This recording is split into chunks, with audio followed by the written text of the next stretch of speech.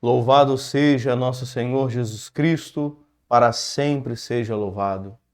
Meu irmão, minha irmã, seja bem-vindo a mais uma edição do nosso programa Identidade Católica, onde nós meditamos, nos aprofundamos e conhecemos cada vez mais o mistério da nossa fé, a doutrina da Santa Igreja ensinada pelos apóstolos. Por isso mesmo, convido cada um de vocês a terem sempre em mão para o nosso programa, para os nossos encontros, essas duas joias tão raras da Santa Igreja. A Sagrada Escritura, a Palavra de Deus e o Catecismo da Igreja Católica, onde está condensada toda a doutrina da Santa Igreja. Como eu sempre gosto de dizer, o escudo é a espada da nossa fé. Meus irmãos, hoje dando continuidade à segunda parte do Catecismo, que trata da liturgia e do mistério do culto divino dos sacramentos, hoje veremos o artigo 2, a diversidade litúrgica e a unidade do mistério. Antes de iniciarmos, coloquemos a nossa vida e o nosso programa nas mãos de Deus. Em nome do Pai, e do Filho, e do Espírito Santo. Amém. Vinde, Espírito Santo, enchei os corações dos vossos fiéis, e acendei neles o fogo do vosso amor. Enviai o vosso Espírito, e tudo será criado, e renovareis a face da terra. Oremos. Deus, que instruíste os corações dos vossos fiéis, com a luz do Espírito Santo, fazei que apreciemos retamente todas as coisas, segundo o mesmo Espírito, e gozemos sempre da sua consolação. Por Cristo, Senhor nosso. Amém. Inspirai nossas palavras e ações, e ajudai-nos a realizá-las, para que em vós comece e termine tudo aquilo que fizermos. Por Cristo nosso Senhor. Amém. São Martinho de Tours, rogai por nós. Em nome do Pai, e do Filho, e do Espírito Santo. Amém. Meu irmão, minha irmã, mais uma vez seja bem-vindo ao nosso programa e peço a você, que gosta do nosso programa, acompanha o nosso programa, ajude-nos a divulgar, curtindo, comentando e compartilhando o nosso programa Identidade Católica. Então vamos lá. Artigo 2, diversidade litúrgica e unidade do mistério. Tradições litúrgicas e catolicidade da Igreja. Hoje nós vamos ver do parágrafo 1200 a 1209. Assim nos diz o parágrafo 1200. Desde a primeira comunidade de Jerusalém até a parousia, ou seja, a volta do Senhor para julgar os vivos e os mortos, o mesmo mistério pascal é celebrado em todo lugar pelas igrejas de Deus fiéis à fé apostólica. O mistério celebrado na liturgia é um só, mas as formas de sua celebração são diversas. Ou seja, um parágrafo tão curto e que traz tanta riqueza e significado. Primeira coisa, o que nós celebramos na liturgia? O que é realmente celebrado na liturgia? A liturgia celebra o quê? O mistério pascal de nosso Senhor. Sua encarnação, paixão, morte, ressurreição e ascensão aos céus. Todos esses grandes mistérios da vida de Jesus Cristo é o que nós celebramos como mistério na liturgia da Igreja. Então, o mistério pascal é o que é celebrado na liturgia. E justamente porque o mistério pascal é aquilo que é celebrado na liturgia, podemos dizer que as liturgias das igrejas espalhadas pelo mundo inteiro celebram a mesma liturgia? Sim. E por que celebram a mesma liturgia? Porque a liturgia ela é uma só. Porque ela celebra a mesma coisa, o mistério de Nosso Senhor. Pode ser uma igreja de rito latino, uma igreja de rito oriental que celebra em hebraico, hebraico não, em aramaico, em grego, em sírio, enfim, em cópita, Seja a igreja qual for, celebra o mesmo mistério, o mistério de nosso Senhor Jesus Cristo. Então, portanto, apesar de várias igrejas espalhadas pelo mundo inteiro, todas elas unidas à fé apostólica, celebram uma única liturgia, que é a liturgia de Deus. A liturgia não é nossa, a liturgia é de Deus. É o mistério de nosso Senhor celebrado nela. Por isso a liturgia é uma só. Porém, não é? As várias igrejas espalhadas pelo mundo inteiro celebram de forma diversa. O conteúdo é o mesmo. Nós celebramos o mistério de Deus, mas a forma de celebrar, ela varia conforme as culturas.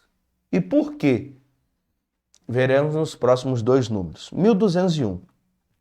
A riqueza insondável do mistério de Cristo é tal que nenhuma liturgia é capaz de esgotar sua expressão.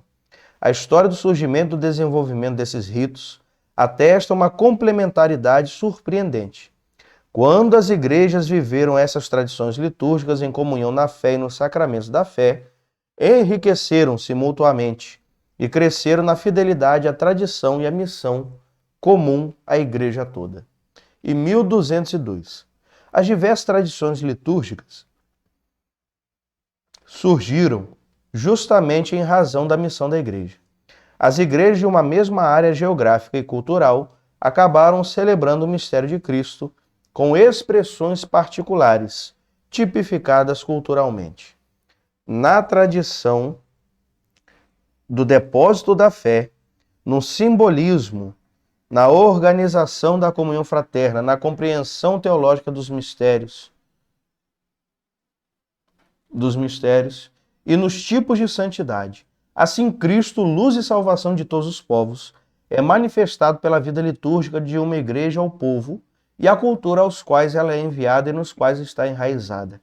A igreja é católica, pode integrar em sua unidade, purificando-as, todas as verdadeiras riquezas das culturas. Então, o que acontece? O mistério, a liturgia, ela é uma só, celebrada no mundo inteiro, porque ela celebra o mesmo Deus, ela celebra o mistério do mesmo Deus. Encarnação, paixão, morte, ressurreição e ascensão aos céus de nosso Senhor Jesus Cristo. Então a liturgia ela é uma só. Porém, as formas de se celebrar a liturgia, elas variam conforme cada povo e cada cultura.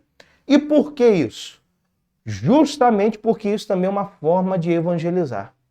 Evangelizamos pelo anúncio do evangelho, mas evangelizamos também inculturando o evangelho e a fé católica dentro de cada cultura. O que é inculturar? É fazer o evangelho, não é, e a fé nascerem dentro daquela cultura, não é? Trazendo ali as marcas próprias daquela cultura. E uma das formas de se inculturar o evangelho é justamente inculturar a liturgia. A liturgia ela nasce ali uma forma própria, uma forma específica de celebrar dentro daquela cultura, daquele povo, não é, que revela a liturgia, o evangelho nascendo dentro daquela cultura. Ou seja, o evangelho é o mesmo, a liturgia é a mesma, mas a forma de celebrar varia conforme a realidade de cada povo para atender a língua daquele povo. Ou seja, de nada adianta a gente querer anunciar o evangelho e celebrar a liturgia se a gente não fala a língua daquele povo. Precisamos entender, entrar e assumir a realidade daquele povo. Entende? Então a forma de se celebrar é diversa. Uma forma mesmo de inculturar a liturgia é justamente celebrando na língua daquele povo. Aqui no Brasil celebramos em português. Nos países da América Espanhola celebramos em espanhol. E por aí vai. E por que isso? Justamente por causa da evangelização. A liturgia inculturada e encarnada na cultura daquele povo também é uma forma de evangelizar. E vai atrair muito mais pessoas, porque a gente aprende a falar do evangelho na língua daquele povo. Então, esse processo de enculturação ele também é bom. Não há nenhum perigo nisso, não há nenhum risco para a fé, em perdermos a fé e o conteúdo e a essência da mensagem. Não, pelo contrário. Isso ajuda até mesmo a purificar aquela cultura, tirando as coisas negativas que há naquela cultura e aproveitando e dando um novo significado à luz da fé cristã, das coisas boas e das riquezas positivas daquela cultura. 1203. As tradições litúrgicas ou ritos atualmente em uso na igreja são o rito latino, principalmente o rito romano, mas também os ritos de certas igrejas locais, como o rito ambrosiano ou de certas ordens religiosas. E os ritos bizantinos. alexandrino ou copta, siríaco, armênio, maronita e caldeu. Obedecendo fielmente à tradição, o Sacrosanto Concílio declara que a Santa Mãe Igreja considera como iguais em direito e em dignidade todos os ritos legitimamente reconhecidos, e que no futuro quer conservá-los e favorecê-los de todas as formas. Ou seja, o que está dizendo aqui? Já que a gente está falando aqui dos ritos conforme as culturas, quais são os ritos hoje da liturgia oficiais da Igreja? O rito latino, que é o rito oficial de toda a Igreja do Ocidente, com exceção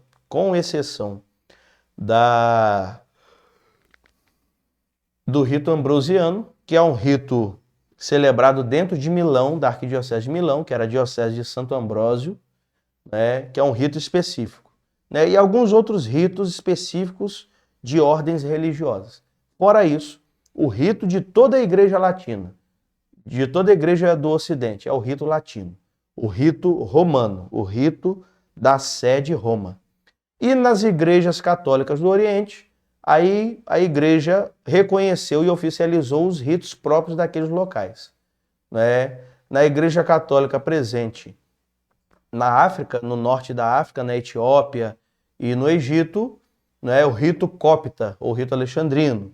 Também na Igreja Armênia, o rito armênio. Nas igrejas da Síria, né, do Iraque e da Índia, as variações do rito caldeu e por aí vai, ok? Então agora, liturgia e culturas, 1204. Por isso a celebração da liturgia deve corresponder ao gênio e à cultura dos diferentes povos, para que o mistério de Cristo seja dado a conhecer a todos os gentios, para levá-los à obediência da fé. Romanos 16, 26.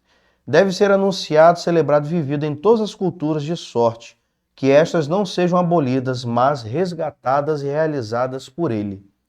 É mediante sua cultura humana própria, assumida e transfigurada por Cristo, que a multidão dos filhos de Deus tem acesso ao Pai, para glorificá-lo em um só Espírito.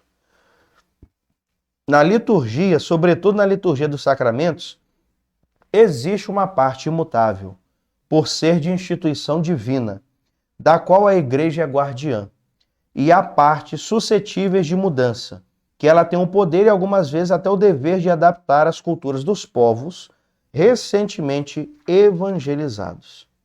Então o que está dizendo aqui para nós? Nesse diálogo entre a liturgia e as culturas dos diversos povos. Aquela pergunta que eu já respondi, né? Mas inculturar a liturgia não é um risco para a fé? Não, nunca, jamais. Por quê? É aquilo que está lá na Sacrosanctum Concilium, no número... Deixa só eu achar aqui, no número... Eu acho que número 6 ou 7, alguma coisa assim, da Sacrosanctum Concilium, que é o documento do Magistério do Concílio Vaticano II sobre a Sagrada Liturgia. E também João Paulo II na Carta Apostólica 25º Anos, que é a carta de comemoração dos seus 25 anos de pontificado, né? De episcopado. Ele fala sobre isso também, né?